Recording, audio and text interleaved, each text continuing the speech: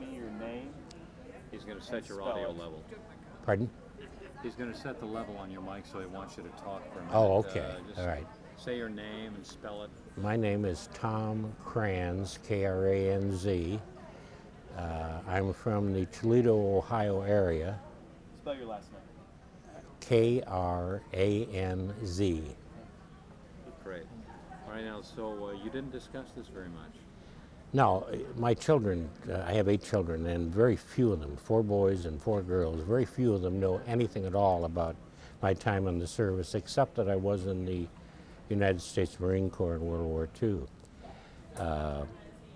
I was discharged on December 31st, 1945, New Year's Eve, and I was married on February the 2nd. So I didn't have much time in between to adjust. Someone asked me last evening if I had any difficulty adjusting. I said it was not very difficult to adjust to civilian life after spending some time in combat in the South Pacific. But,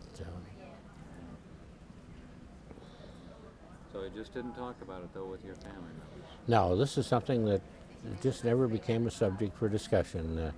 And surprisingly, the kids asked very few questions. This may have something to do with the fact that the history books didn't record as much of it as they might have. But in any event, it wasn't something for discussion, generally speaking. Yeah, you know, we interviewed another fellow who was a POW in the Philippines, and that was one of 12 survivors of a massacre of all the guys there on the Philippines at this camp. You know, they dug a trench, poured gasoline on the guys, put in a bunch of straw, and then lit it. And only a dozen of these hundreds of guys escaped alive. And his family had no clue. His kids had no clue he was even in the Pacific until his youngest daughter was like 12, 13, 14 years old.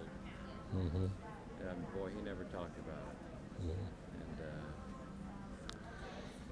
it was very difficult for him to talk about things. After I was discharged and started a family, I was offered many times the opportunity to join the Marine Corps League, local organizations for ex-Marines. And we had a very famous ex-Marine in our area, Lieutenant General Walter Churchill, who had a series of grocery stores in the area. A very well-to-do man, very likable gent. And I was asked one evening to go to a social gathering, and had a very good time. Met the general, and was asked several times to join the Marine Corps League. And I said, I'm really not a military man. I went in because I needed to. I was happy to be in the Marine Corps. There would be no other organization that I'd want to be part of if I had to go back into the service. But I really want nothing more to do with it. They said, but we have so much fun. We have beer parties, we get together, we swap stories. I said, I think that's wonderful. But really, I'm more interested in just building a family and trying to provide for them. And the unfortunate thing was these same fellows ended up in the Korean and the Vietnam War as a result of their connection with the reserves through the Marine Corps League. And I've never been sorry for the fact that I had all I really wanted of combat and the Marine Corps when I got out. Well, why don't we just kind of do a chronological thing? I'll ask you where you were born, where you were raised, and then you can tell the story. Okay. And now, first of all, the date here is the 13th? 13th of October, yeah. And we're on the Princess Cruise Liner, Regal Princess. Regal Princess, yes. Southbound in the middle of the Pacific, approaching Majuro Island. Right. So. Is that recorded? Yeah, you don't need to. That's on tape okay, right okay. So. Yeah. So, yeah. Where were you born? Where were you raised? I was born in Toledo, Ohio, and raised in the Toledo, Ohio area. I'm a native of that area. We currently live in a suburb of the Toledo area. So I've been in this area in my entire life except for the time when I was in the service. I joined the Marine Corps shortly after graduation from high school and ended up going to San Diego, to the Marine Corps base in San Diego, which is rather unusual for people in the Midwest and the East Coast. Most of them ended up at Camp Lejeune. But anyway, I went through boot camp at San Diego and went to Camp Pendleton and Elliott, had further training on the West Coast, and then went to, or joined a replacement battalion. If I remember correctly, it was a 41st Marine Replacement Battalion that shipped out of the San Diego area. We arrived in Guadalcanal after the island had been secured and put up our tented area for the replacement battalion. It was shortly after that that I was assigned to the 4th Marine Regiment, which was at that time the remnants of the Raider battalions, the Marine Raider battalions. And so most of the veterans in our organization at that time were veterans of Bougainville and the Marine Raiders. As a regiment, we made a landing on a small island called Emerau. I think it's spelled E-M-I-R-A-U, I'm not really sure.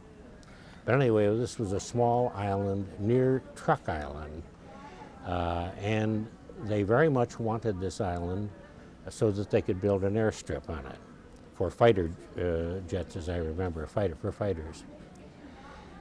And we landed as a regiment, and supposedly we're going to be confronted by the Imperial Japanese Navy.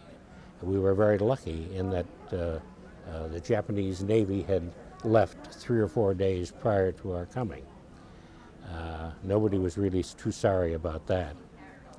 And I remember being on the island without any water supplies for a matter of days, and they taught us to take some of the vegetation, the roots and so forth, and get water out of those. And we listened to Tokyo Rose on our radios. The fact that we were in the communications section, we listened to Tokyo Rose and enjoyed her presentations. They knew where we were. The Japanese knew who we were and where we were because they mentioned that we were on the island and that we'd be bombed off of it. And fortunately, by that time, the air power was in our favor, I think.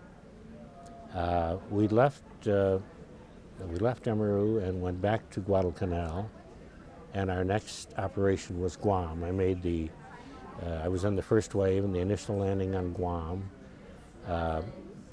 On Guam, we joined another regiment, the 22nd Marine Regiment, and we went in as the 1st Provisional Marine Brigade on Guam.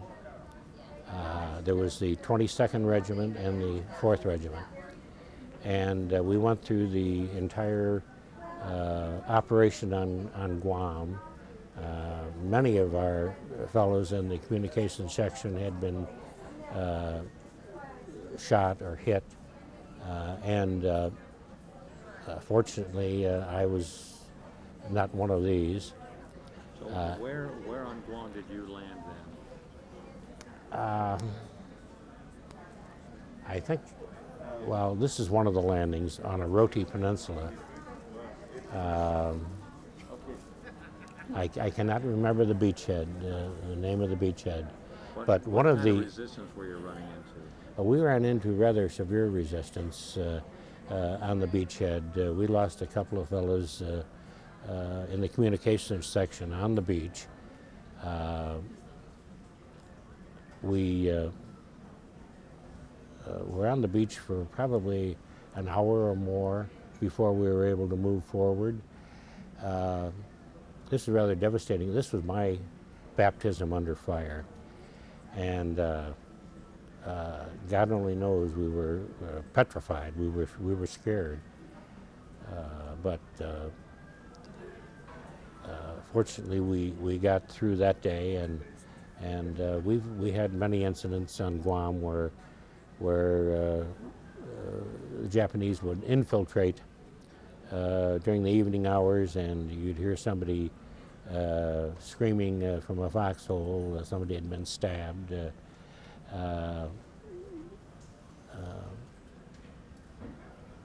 I really don't have a whole lot of recollection of the day-to-day operation, because we moved pretty fast. We moved directly across the island, secured what we thought was our position, found out that the Army had run into difficulties wherever they had landed, and so we went in to support them, and ended up making another stop on Oroti Peninsula. The paper that I have here, that I don't have any idea or any recollection who gave this to me, but it certainly was about our group, and mentioned some of the officers that were part of the battalion headquarters.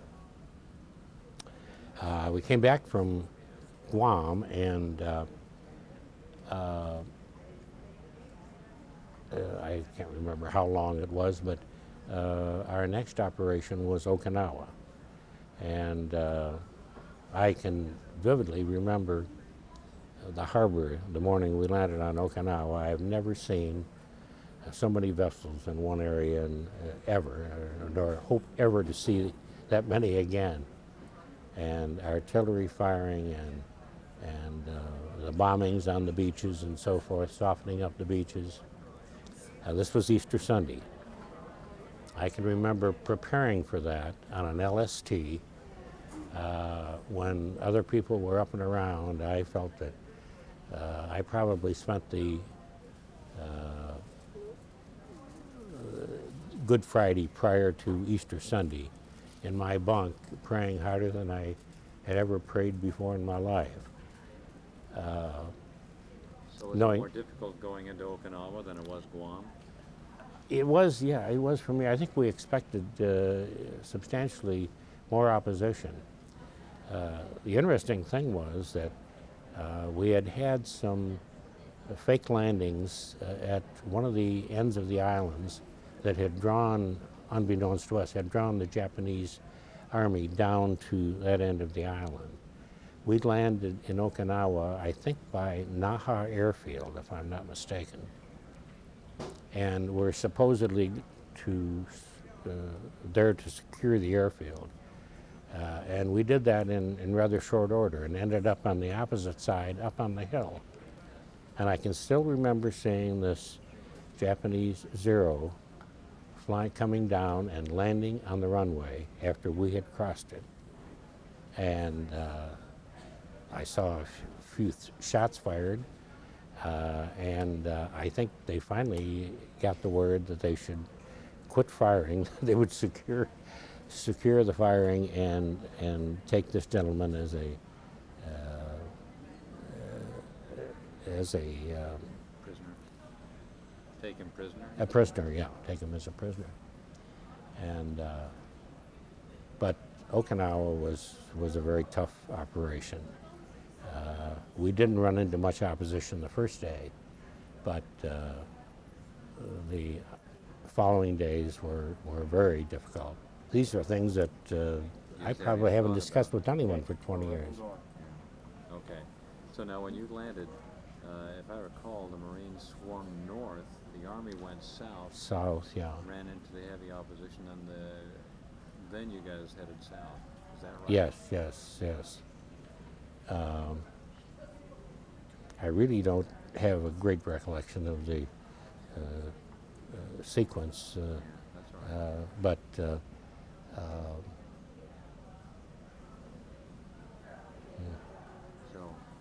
So after you secured the airfield, then you then just what's next?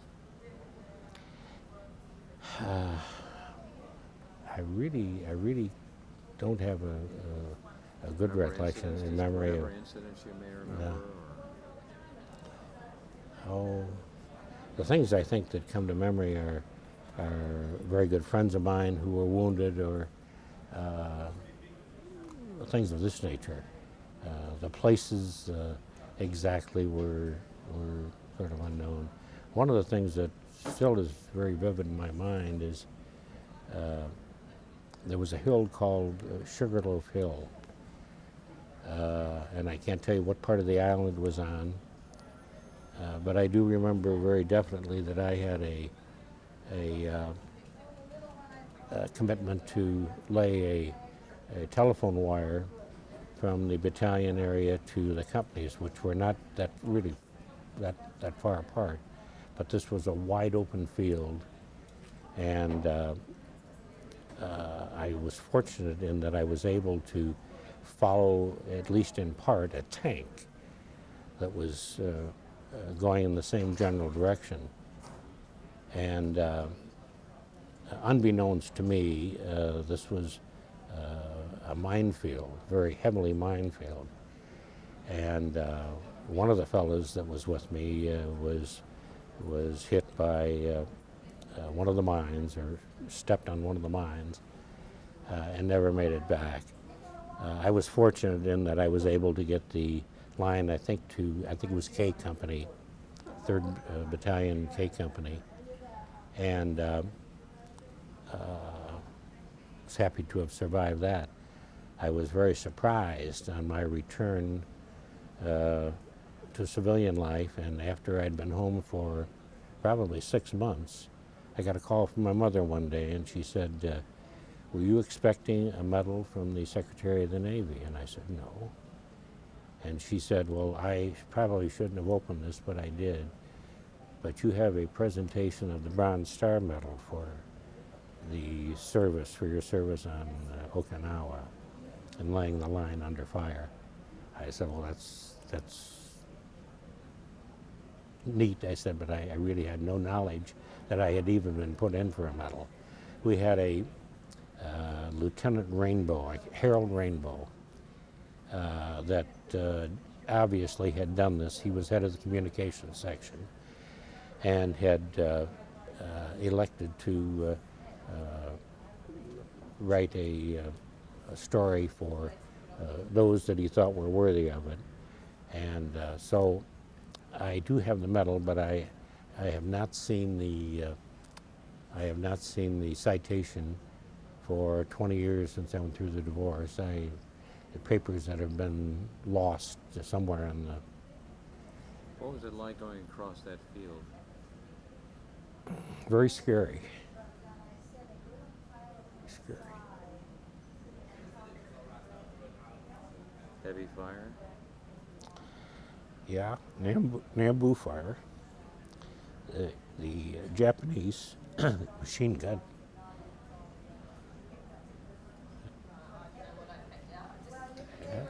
How many of you were there? There were just 2 of us laying 2 separate lines. The idea being that if one doesn't make it, the other one might. And we were the wire team crew, and we had fellows with the big radios strapped on their back, and of course they were targets immediately for anybody that could spot them. But yeah, I was very fortunate. I'm happy to have never received the Purple Heart.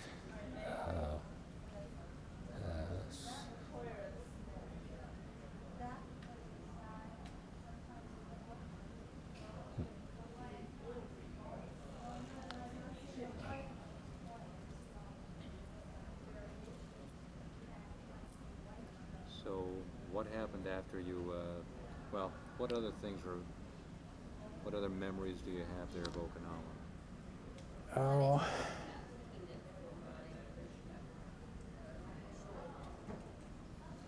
Remember, Sugarloaf was looked something like World War I. Yeah, this was Sugarloaf Hill. Yeah, that's something I don't think it'll ever fade from my memory, but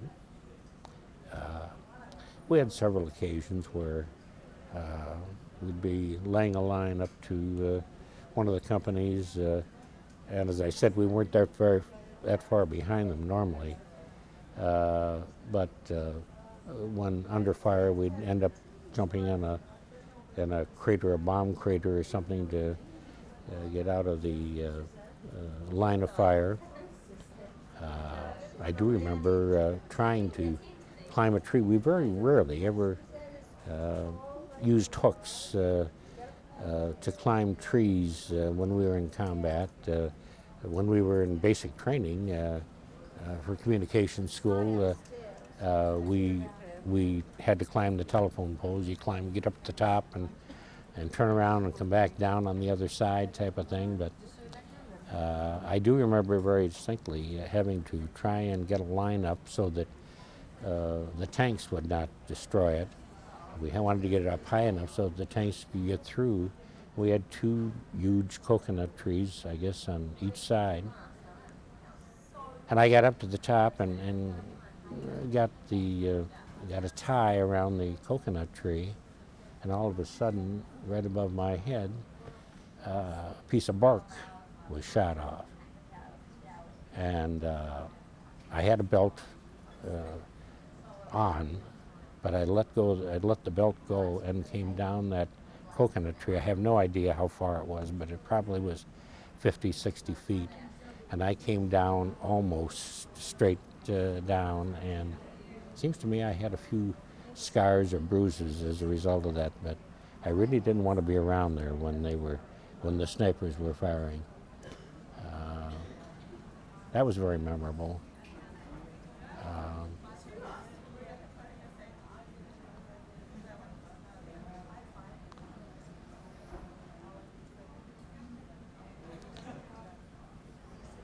The day-to-day operations seemed pretty much the same to all of us. So I really don't have a... Can you tell me about the conditions, the weather, what it was like, the living conditions there? Do you remember that? I can remember more of that in Guam. My God, when I had originally, before I went into the Marine Corps, I tried to get into the Navy Air Corps, and I could not get in because of a torn cartilage in the knee, a trick knee they called it, from high school football. And I thought at the time, what can be the problem with a trick knee if you're flying an airplane, you know? And then I find myself in the Marine Corps, and I'm going back to Guam for a minute, and I'm trudging through mud up to my knees, you know, and climbing hills up and down. And I thought, my God, I'd made much better off in that airplane in the Navy Air Corps. I think my body was better suited for the Air Corps than it was for the Marine Corps. But fortunately, we survived that too. So what was it like on Guam then, on the living conditions there? See, I remember I can remember.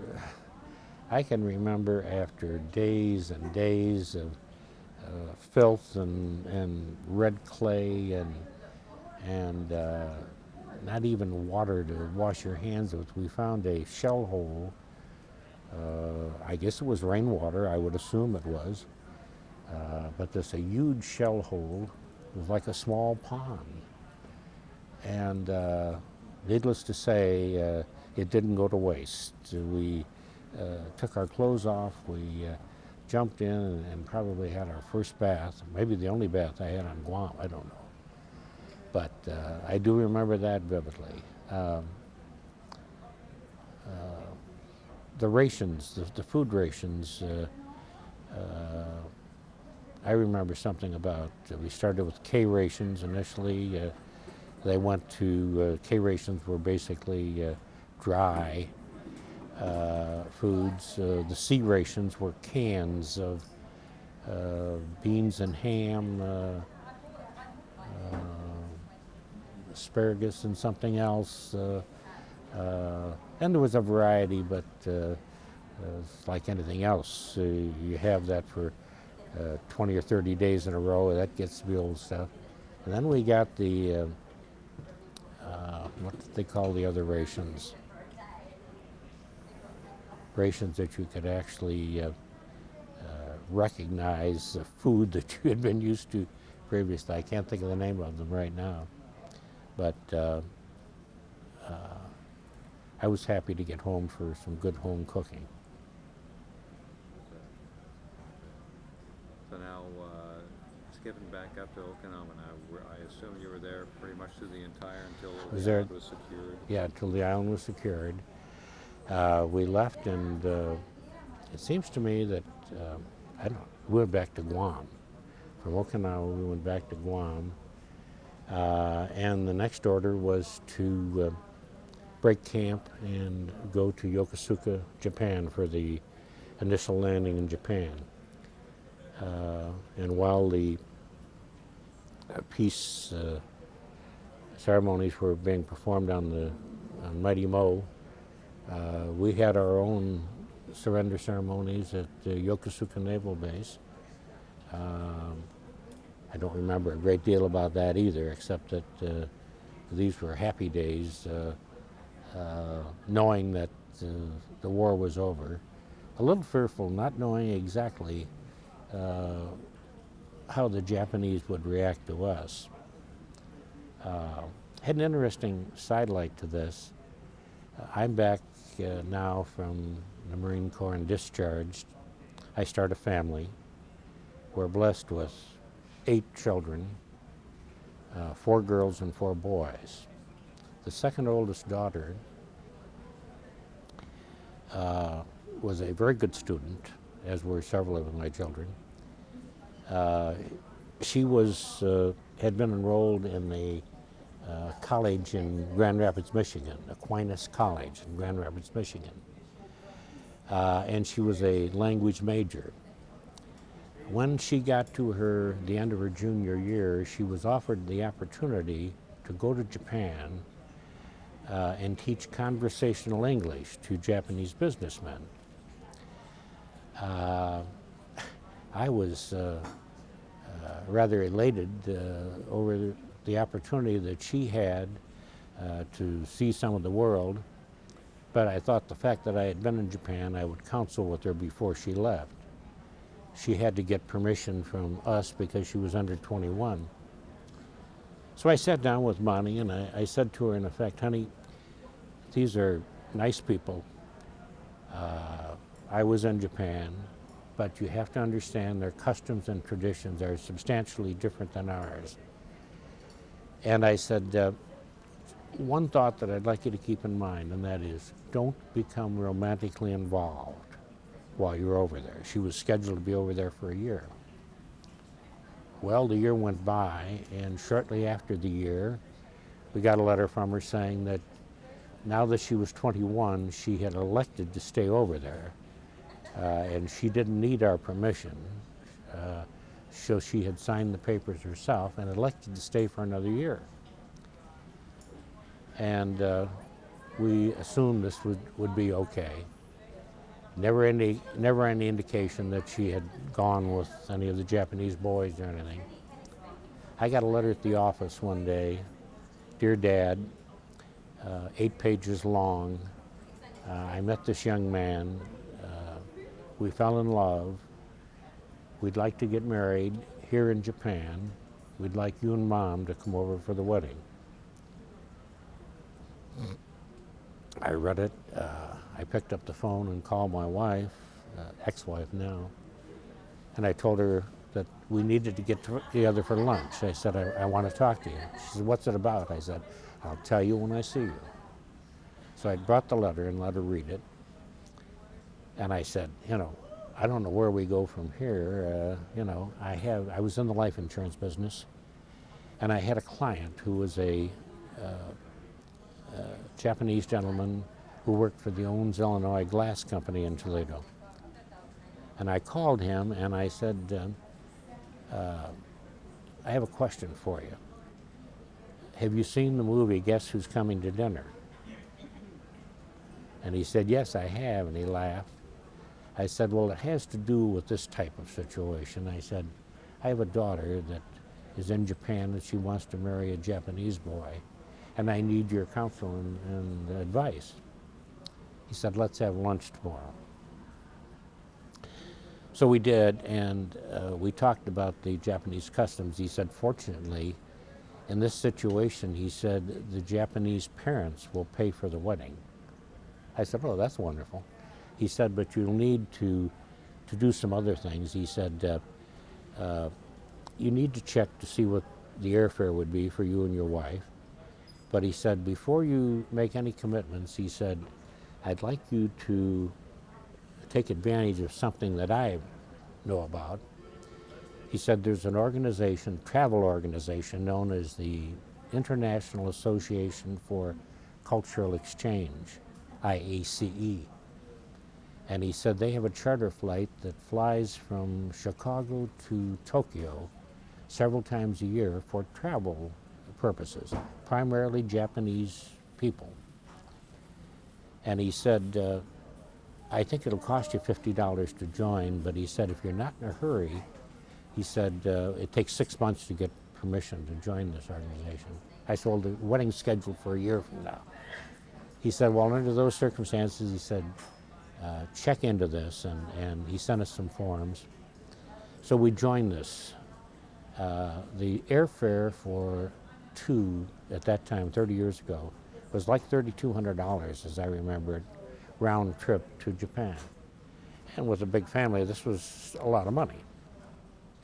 But I thought if we're going to spend this kind of money, we need to check to see what it would cost us to go with this travel group. Travel group was $475 round trip, Chicago to Tokyo, with all the booze and coffee and goodies along the way. And we took 4 children, went to Japan. She married the Japanese boy. They're living near Fort Wayne, Indiana now. They have 3 children, and one of their oldest daughter just had a child, her first great-grandchild from that side of the family. But I was telling a priest friend of mine this story recently, and I said, you know, I think back here was a gentleman, this son-in-law's father was in the Japanese Army, and I was in the Marine Corps, and here we have 2 kids joined in marriage. What a small world this is. And thank God that in times of peace, that we can become friendly with even our enemies. I never thought it would happen, but I'm tickled to death that it did. He's an ideal son-in-law. I consider him as a son, a hell of a golfer. And that's sort of a great ending for the time that I spent in the Marine Corps in fighting a nation that probably are just as good person for person as the people that we represented.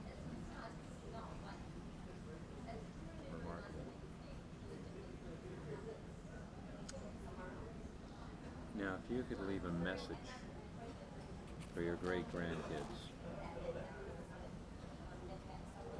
some lesson, something that they should learn from World War II or about World War II, what is it that they should learn that we should learn?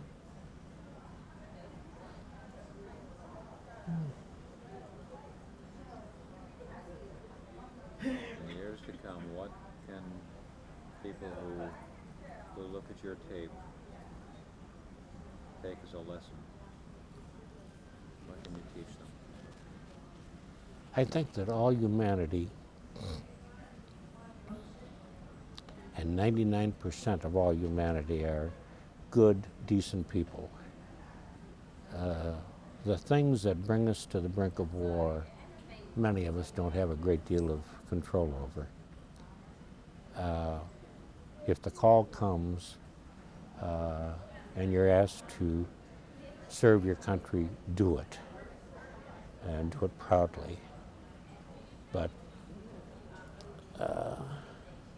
in the final analysis,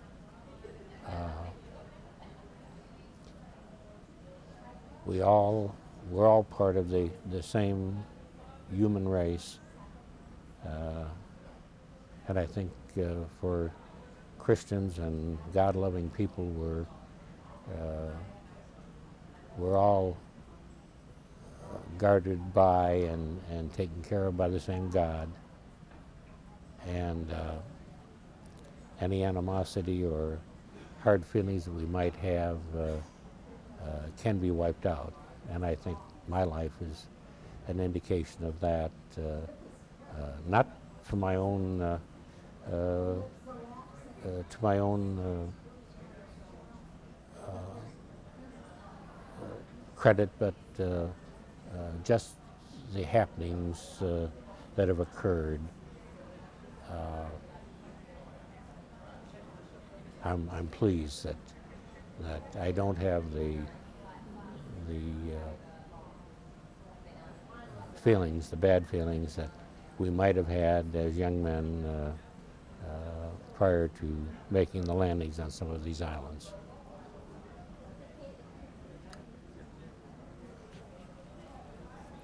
Okay.